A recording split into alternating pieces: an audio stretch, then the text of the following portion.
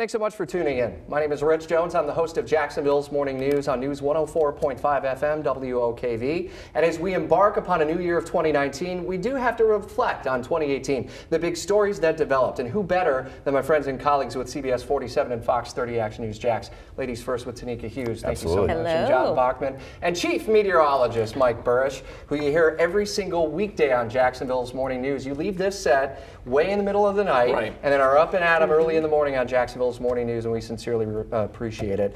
And I wanted to begin with actually personal reflections on 2018, the year that was. As we were gathered here last year, we were just a few months removed from Hurricane Irma and the impacts. And Mike, we didn't have that hurricane impact us, but we had massive damage from hurricanes in 2018. As you reflect, both personally and professionally, on 2018, what stands out? Well, a remarkable season from a hurricane standpoint, and John can attest to that. It was live with Hurricane Florence in the Carolinas, and then live with mighty Hurricane Michael in the Panhandle. Devastating.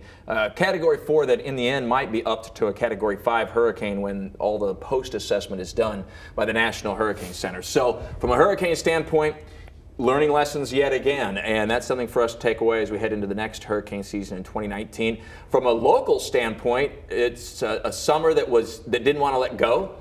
We had our average 90-degree days just about where it ought to be come the 1st of September, but then it just kept on going into September and October. We ended up with 99 90-degree days, the 10th most on record in Jacksonville, due to a very warm fall that suddenly went dry too in September and October, and then went suddenly wet in November and December, which is why I like the weather, and it's all the weather all the time because it's always changing. You never know what you're going to get. Yeah.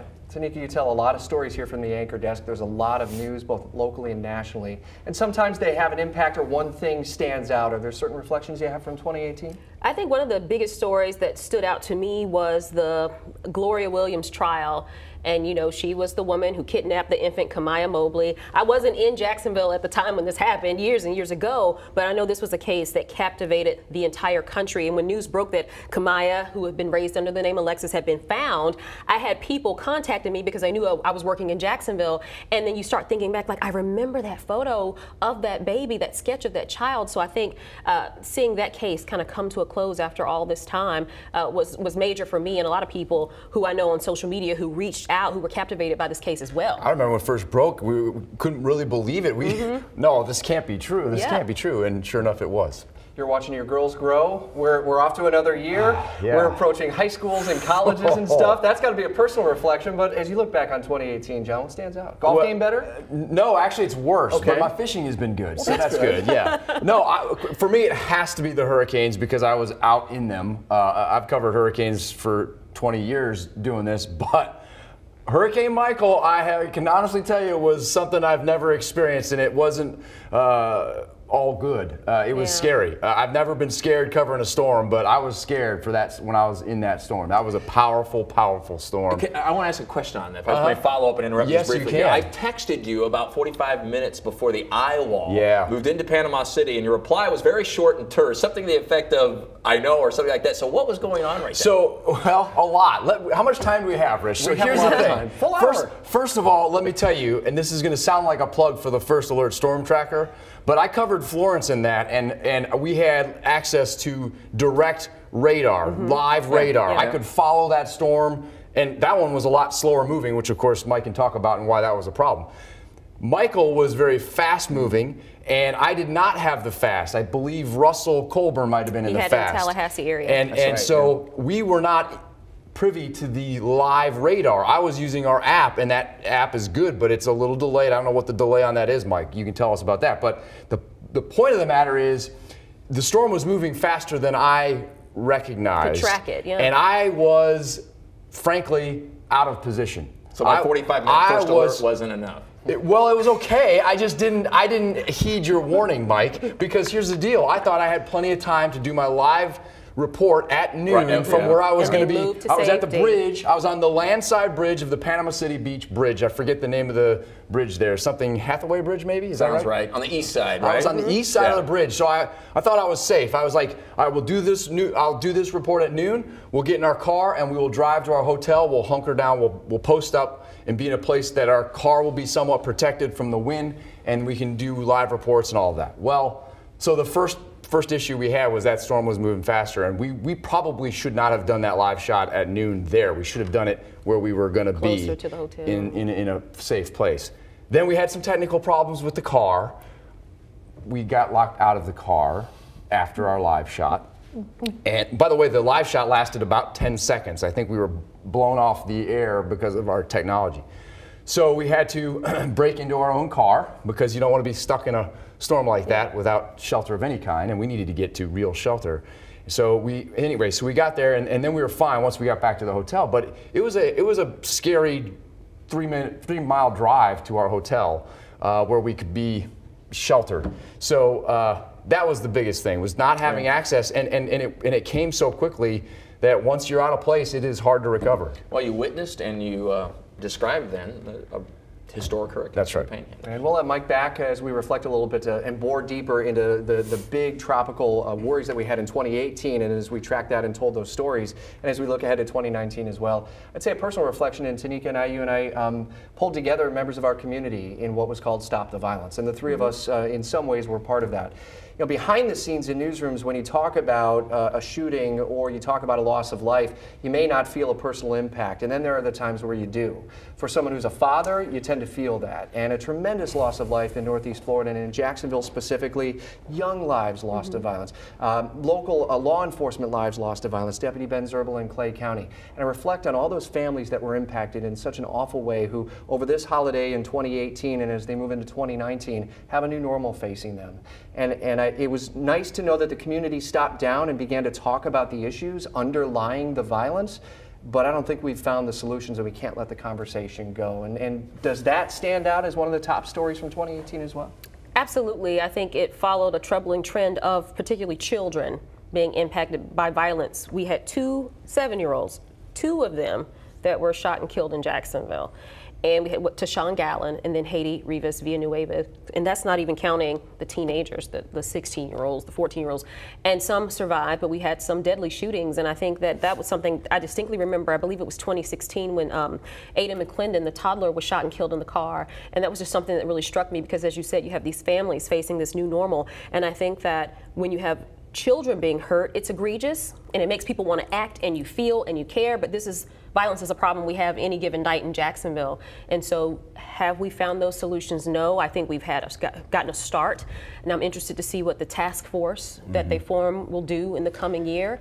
But those conversations need to happen, and the work on the ground needs to happen. And there are a lot of community organizations that are out here trying to do something about this every single day, and not just when the violence happens. And so I think that some of those organizations need to be bolstered as well.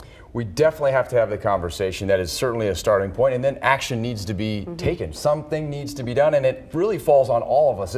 You know, I sat down with the mayor, the sheriff, and Melissa Nelson, the state attorney, and had a great conversation with the three of them. In fact, they approached me and asked to have this conversation and basically tell the city that we have a gang problem and we need to do more to address it. And you know, they all said essentially the same thing, that each of their offices respectively can do more, and they're working to do more. But the reality is they can't do it alone, and it's incumbent on all of us to do our part, whether it's see something, say something, you know, mentor somebody who needs mentoring, and to provide, you know, an example, whatever it may be. Spend time, you know, with those in the community that need the time and the resources. But it starts with all of us, and that's why we have to have that conversation. I think that's what we heard from many of the community groups that were talking about the need for mentorship, the need to kind of connect the dots between people who say that they want to get in the game and put skin in the game and actually doing so.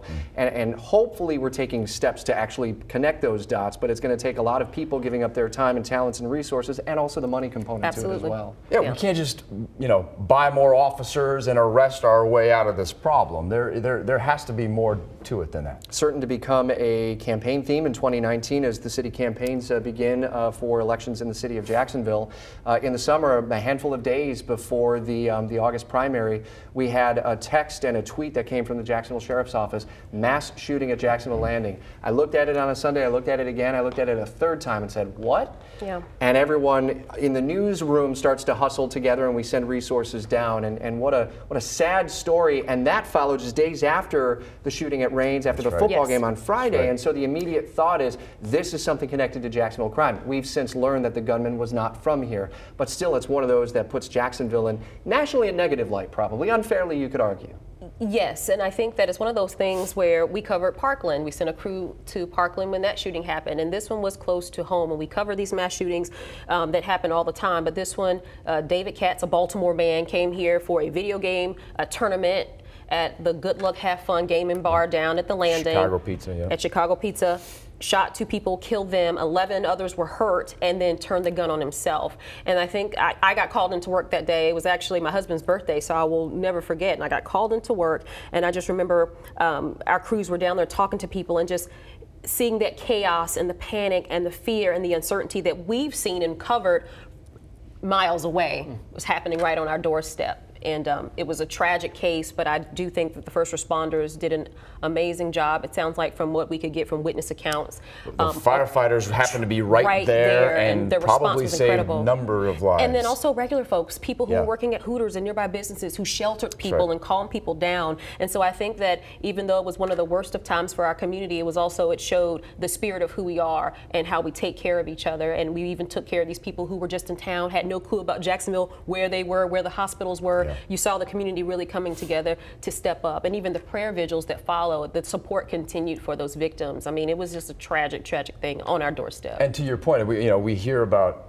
violence in Jacksonville here and there, but to hear something like that, you just don't believe it. I actually was out of town. I was on a plane when it happened. I landed in Orlando, and you know how when you land and your phone just starts blowing up, and I'm just looking at it going, what? I couldn't believe it. Could not believe it. Yeah. Tanika brought up Parkland. We'll dig a little bit deeper into what has happened since Parkland as we're approaching a full year as our year in review continues on News 104.5 WOKV and CBS 47 and Fox 30 Action News Jax. Rich Jones, Tanika Hughes, and John Bachman. Mike Burrish will be back in a few minutes. Days after the Landing shooting, we had the Florida primary, and we had 2 names somewhat surprising in the Florida governor's race emerge. The money was on Adam Putnam and Gwen Graham, or maybe another Democrat, and not Andrew Gillum and Ron DeSantis. And all of a sudden, we have an interesting matchup for the governor's race in November, which ultimately then was one of 3 that went into a recount. The year in politics in 2018 was off the hook in Jacksonville and Northeast Florida, and all of the state of Florida as well. It was crazy. You had Trump backing DeSantis, and so that a lot of people argue that that's what propelled him past Putnam, who, as you mentioned, was kind of the perennial favorite early on. And then you have Gillum, and Gillum, you heard rumblings that he was catching fire in Jacksonville, which, by the way, he did very well in Jacksonville. Really well in Jacksonville. But nobody really believed him because you have a name like Gwen Graham, as you mentioned, the money was there, and the legacy was there, and then all of I still, we can't really explain exactly how, other than it sounds like his ground game was phenomenal, and he just got people out to vote, and then into a tight November election. Yeah, absolutely. I remember we were watching the primary, and also we have been covering the polls leading up to it, and we know the polls can be a little iffy. We've learned that since 2016, haven't we? And so we were watching the polls, and none of the polls even had them anywhere close. And then that night we just saw those percentages changing, and then of course that led to the battle between Andrew Gillum and Ron DeSantis. So it made for a very interesting race for sure, historic here and in Georgia with the Stacey Abrams, Brian Kemp race as well. And both those races get a lot of national attention for sure. And Ron DeSantis will be taking over for Rick Scott, who defeated ultimately and is retiring Bill Nelson. Nelson leaves behind a legacy in Florida politics, in space and aeronautics, and he certainly has touched a lot throughout his tenure in the state of Florida and in the Congress as well. What do we look for from Rick Nelson, from Rick Scott, putting the two together? Forever we were talking about that darn recount. I'll still be looking for Rick Nelson. No.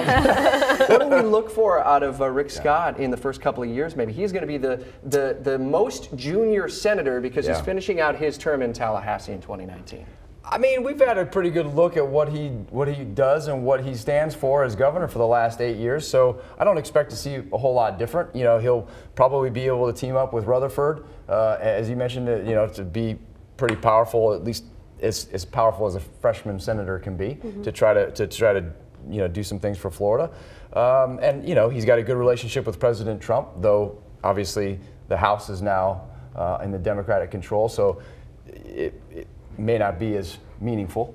But projects like the port can certainly help. Rick Scott was a big believer in funding Jacksport, and so we saw that during his 8 years, and state spending that came to bear in Tallahassee as a result of his leadership in shepherding that through. Maybe that's an area that we may see some growth out of this new leadership in Washington from Rick Scott. Yeah, I know he prided himself on also bringing jobs to Florida, and so I'd be curious to see if there's a continuation of that, and also working with our veterans. I know that's something that's very important to a lot of people here, particularly in Northeast Florida. So be curious to see what his influence could, what he's able to leverage to help our servicemen and women. There will be a lot to come in 2019 after the Florida 3-count. Nikki Fried was the agriculture commissioner's race where she ended up winning, and so she's the only Democrat actually who will be on the Florida cabinet in 2019 and looking into the next couple of years. Might be interesting to see how the political shakeup looks statewide over the course of the coming months. Stories that we'll cover on WOKV and Action News Jax.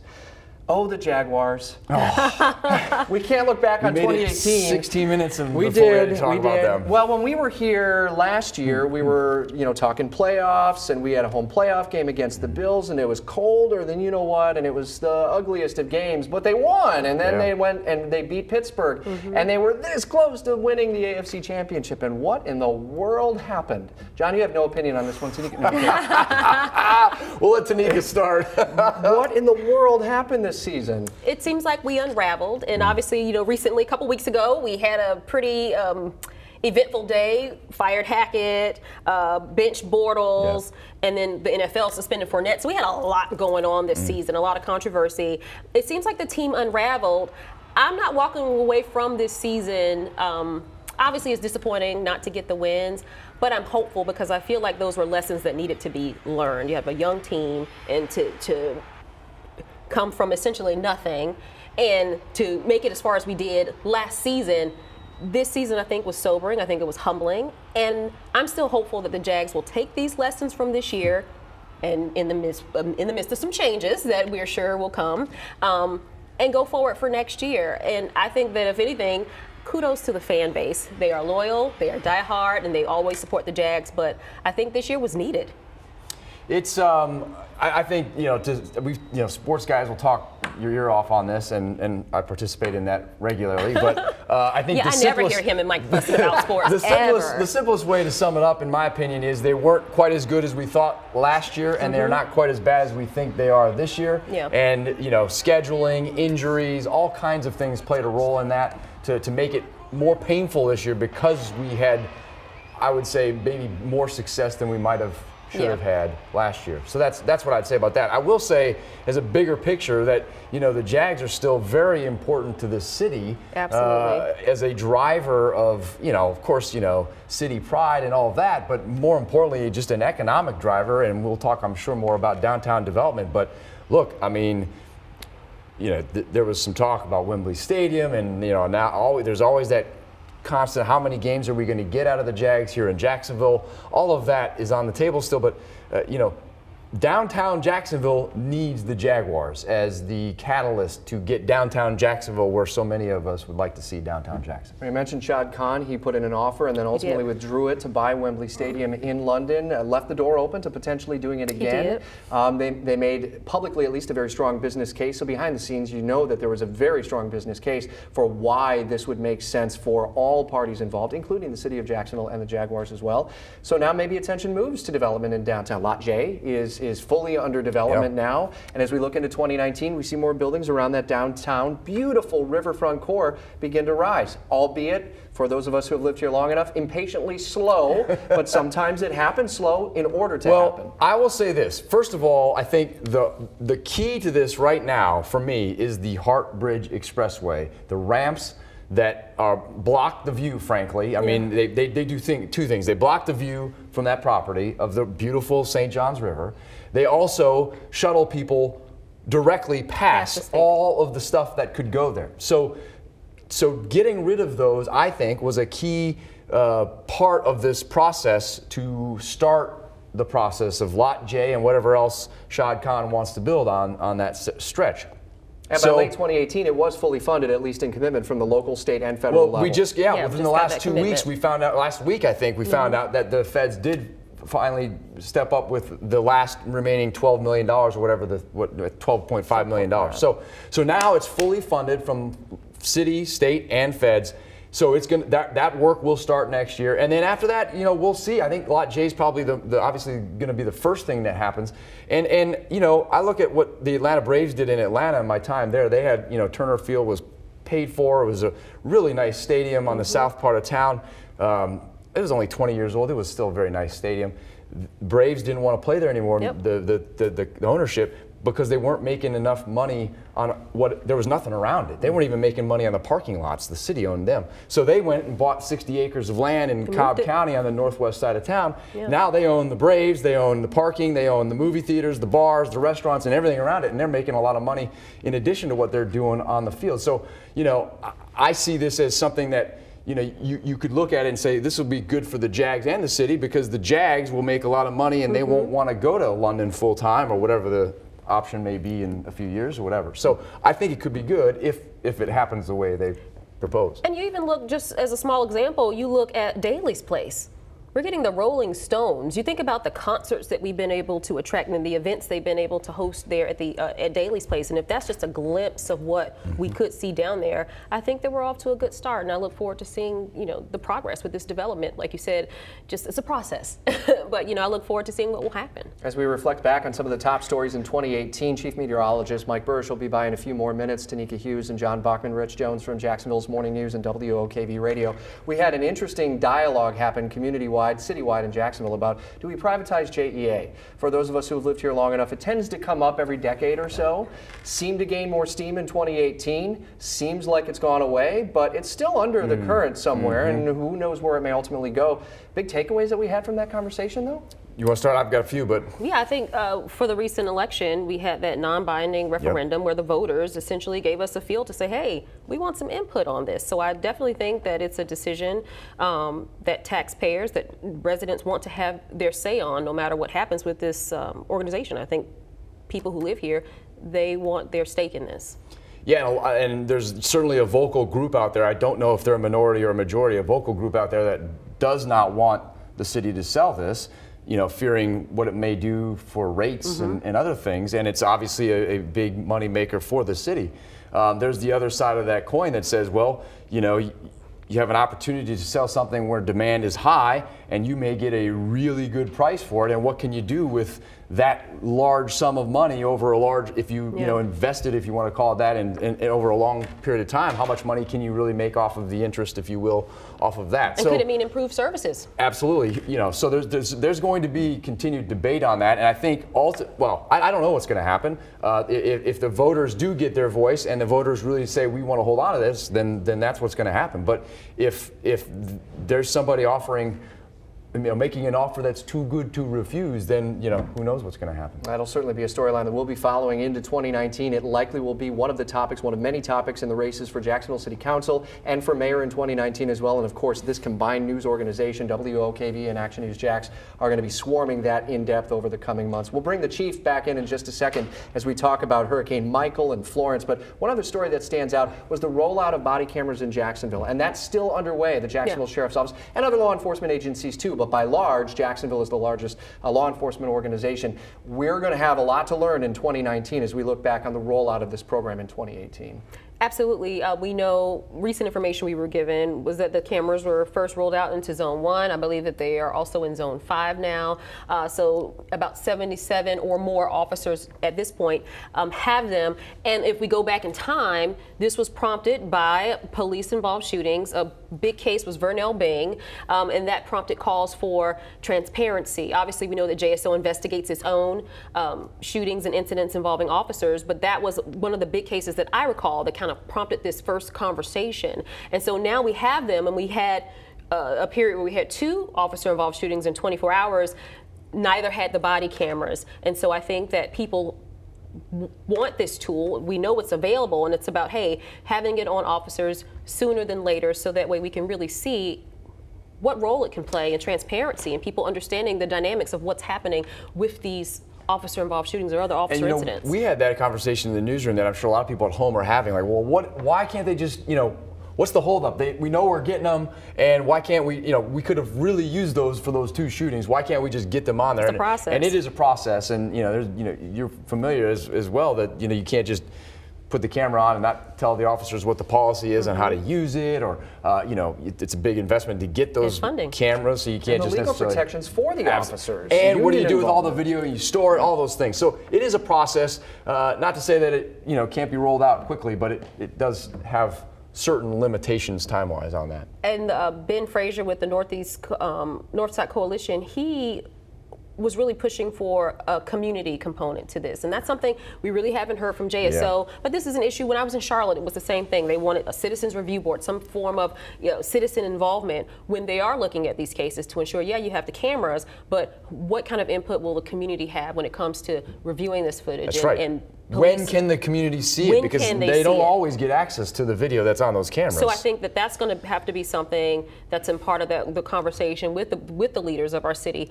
What is the community's role in the body camera process and in the transparency there? It's technology that's bringing about change in our community. Technology helps Jacksonville's chief meteorologist, Mike Burrish, every day in putting together the first alert forecast, and especially when it comes to severe weather coverage. And I remember days and days and days ahead of Hurricane Michael, you were giving the proverbial first alert on radio and television about a system that has a chance to develop and develop rapidly. And oh boy, did we see that develop rapidly and rock Florida in so many ways in 2018. Yeah, classic late season hurricane that developed in the southern Gulf of Mexico, kind of the Yucatan Channel there. Festers for several days, as we oftentimes see. The water's very warm there. The conditions, especially in the upper levels of the atmosphere, were right for Michael, and that really was the key factor in that strengthening as it made its approach to land in the Panhandle. A historic high-end Category 4 landfall that may end up being a Category 5 in the post-storm survey. We'll find out in a few months. Michael almost certainly to be retired, the name Michael, as will Florence, the storm that hit the Carolinas in September. So while we didn't have any direct local impacts in general, although Michael did spawn a tornado in Clay County on the afternoon of its landfall, and we had several other funnel cloud go across west. Many people don't realize how lucky western Duval County was the afternoon of Michael's landfall. We had a tornado warning in effect, tornado on the ground in Clay County that happened to lift just as it was moving toward Duval County. We have pictures of the funnel clouds in western Duval County. We got lucky on that particular instance, but otherwise we fared pretty well from a tropical standpoint, but it reminds us we should always be prepared. I know you hear it every single year, but we need to be prepared every year.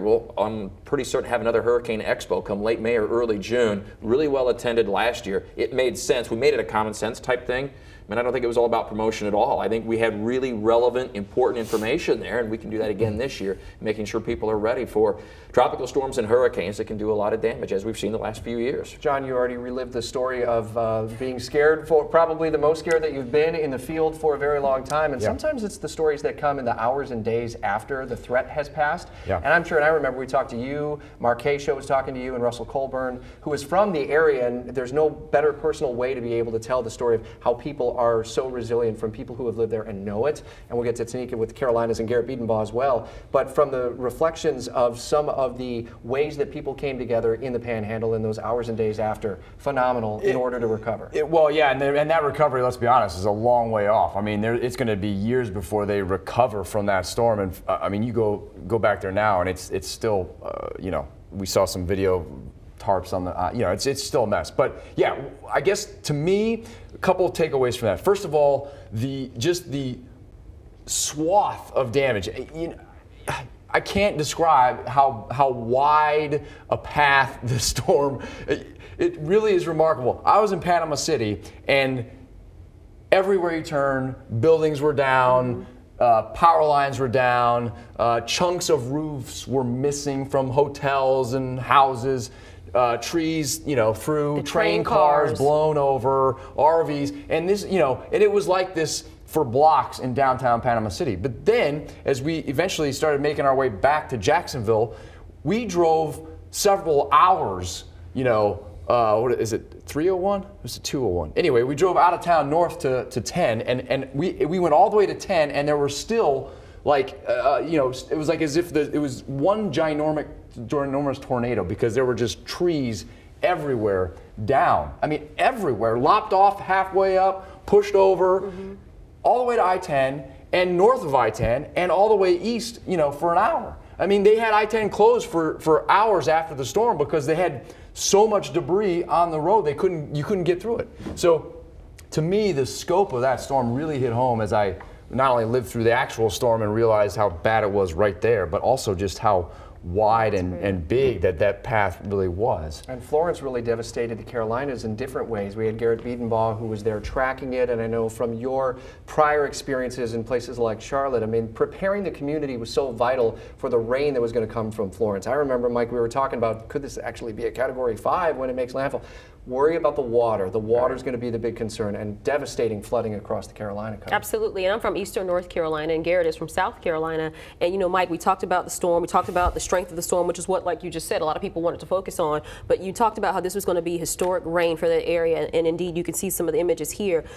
It was, and I actually have a friend who's a news manager there on the coast in New Bern, and they were flooded out of their news station, and you saw people lose everything. And in Eastern North Carolina, this is a community, they've seen this kind of flooding before, and I think that because of that, every storm you have people who say, I'm going to stay and I'm going to ride it out, but I think because of the tragedies they experienced, I distinctly remember Hurricane Floyd that also brought historic flooding to that area. I think people listen now, and I hope that if people are watching and they hear John's account, so here's the news guy and he's telling you, I was scared, and he has him on the other end of the phone. We have access to that technology, and obviously you're watching at home and we give you alerts and warnings, but I hope people hear his perspective and know that's why it's important to listen. That's why it's important to pay attention when Mike Burrish says prepare, when he says do this or do that, when you put that information on the radio and we put it on our platforms.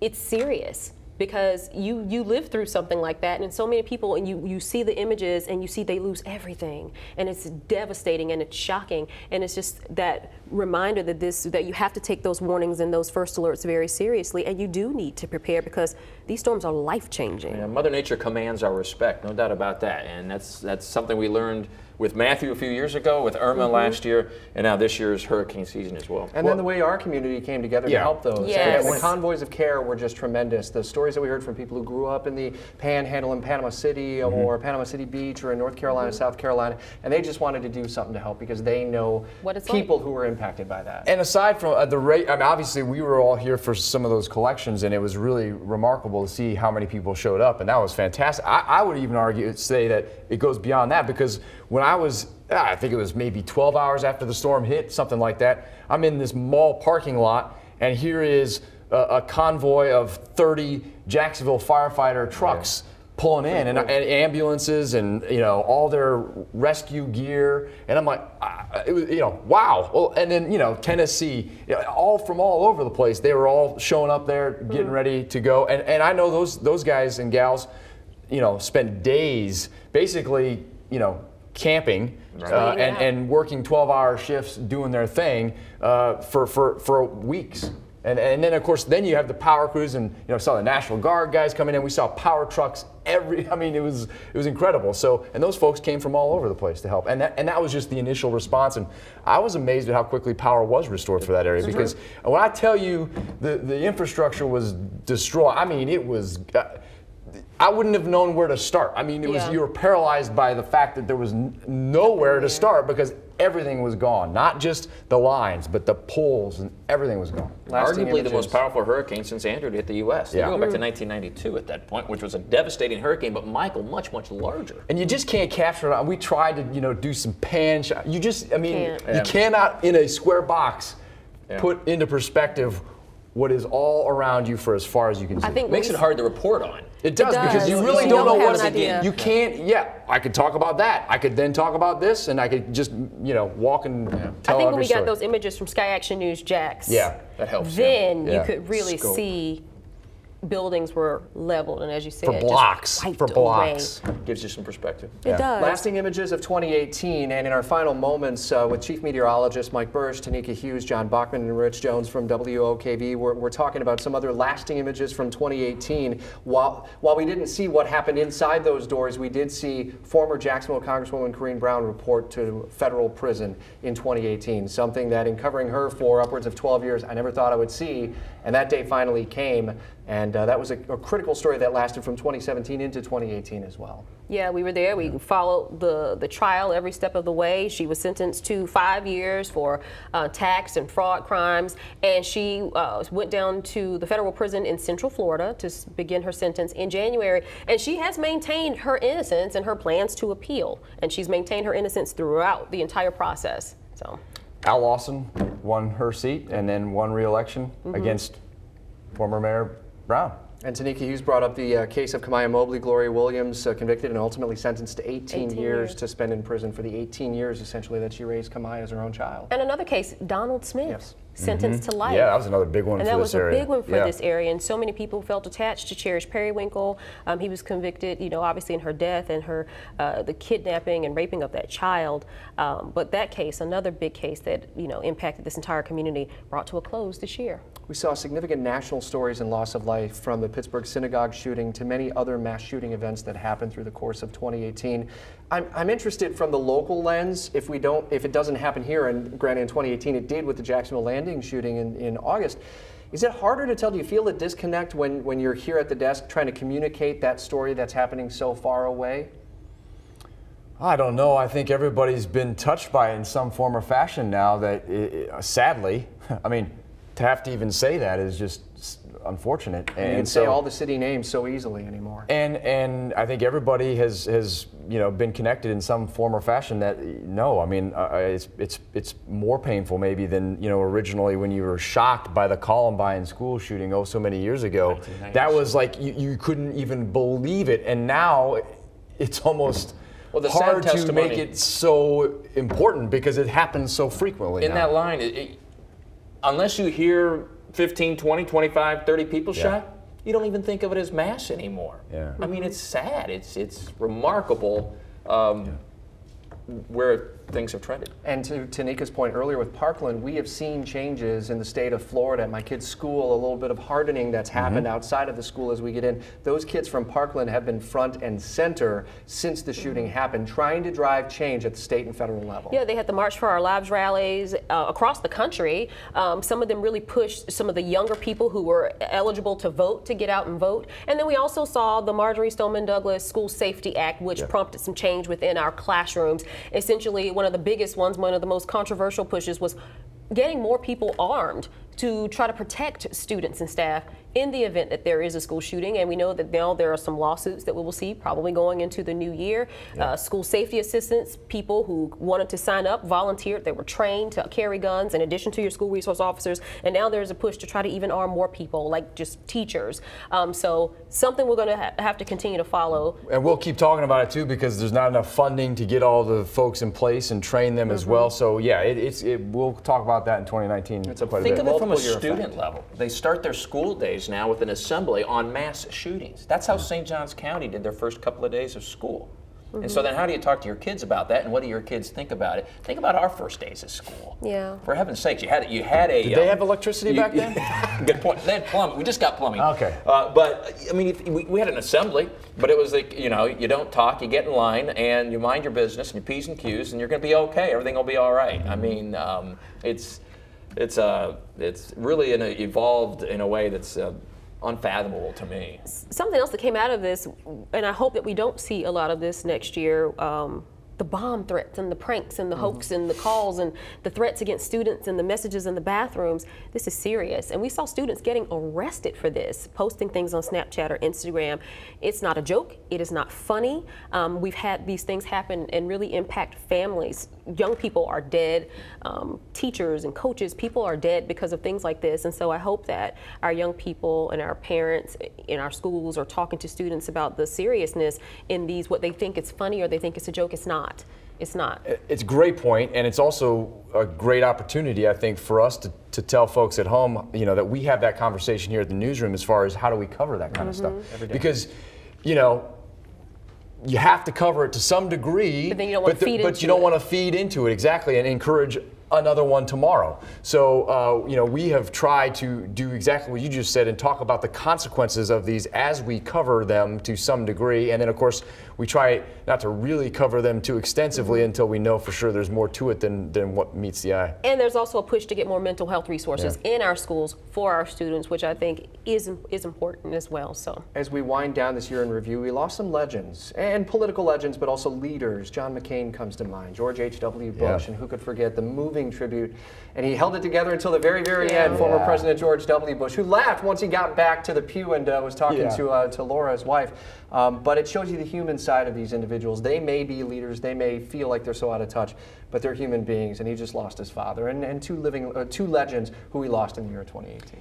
Yeah, and you know, obviously their accomplishments speak for themselves. You don't need to really go into too much detail on that, but I think what people really were talking about was we lost these two leaders was sort of the change in the political atmosphere that's happened over the last several years, and you know, the statesmen, if you will, the folks who could work with the other party and compromise and not be either chastised on social media or voted out of office for doing something. So that to me was kind of the conversation that I followed and looked on with interest. Sometimes you hear those glowing words and you look back and say, how come we're not saying this enough when they're here? I often reflect on that. You know? Sure, and tell people how you they feel were about criticized in their day for sure, right? They were. It's an evolving political climate. You're right. I mean, it's completely different, and you look back at it and you kind of, you know, you think about it and you're like, wow, that was a different time. But you have to realize, you know, our country was founded on compromise. I mean, it's nothing new. It shouldn't be anything new, but here we are. So. Yeah. 2018 brought back someone important to the audience on WOKV, and for someone who's worked in Atlanta for so many years, I'd be remiss if I didn't mention the company that owns this operation, Cox Media Group, partnered with a great company out of Scotland, and brought back a man on the radio who didn't have a voice for 2 years, Washington insider Jamie Dupree. And Jamie provides content and context to the stories on the radio, on actionnewsjax.com, WOKV.com.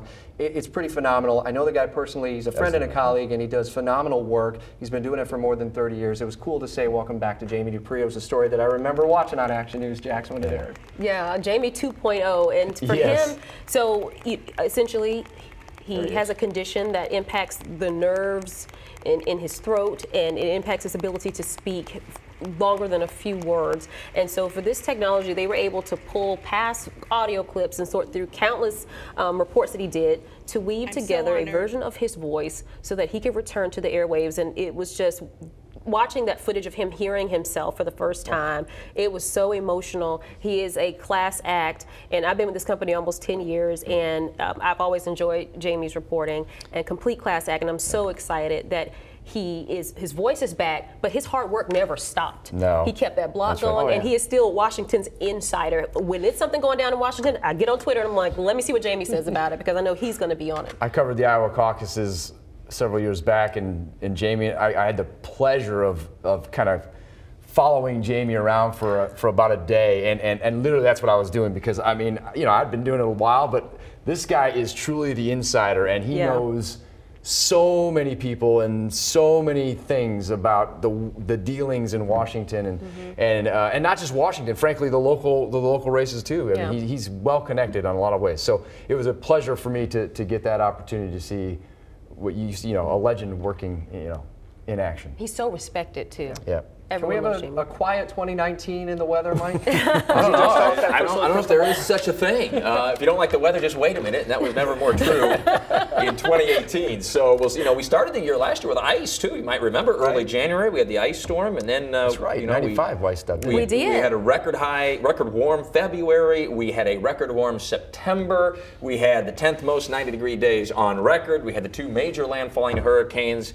And in some ways, it wasn't quite as busy as 2017. And we had the EF4 tornado, EF3 EF3 Kings Bay, Georgia, just in early December. So, yeah, it's my guess is it won't be so slow, Rich. But we'll see. But you always know you'll get the first alert with us. All the weather, all the time on CBS 47, Fox 30, Action News, Jackson News 104.5, WOKV. From my colleagues Tanika Hughes, John Bachman, and Chief Meteorologist Mike Bursch. Thanks so much for tuning in, and please continue to tune us in on all different platforms in 2019 and a very prosperous new year of 2019. Thanks, guys. Thank you. Good to be here.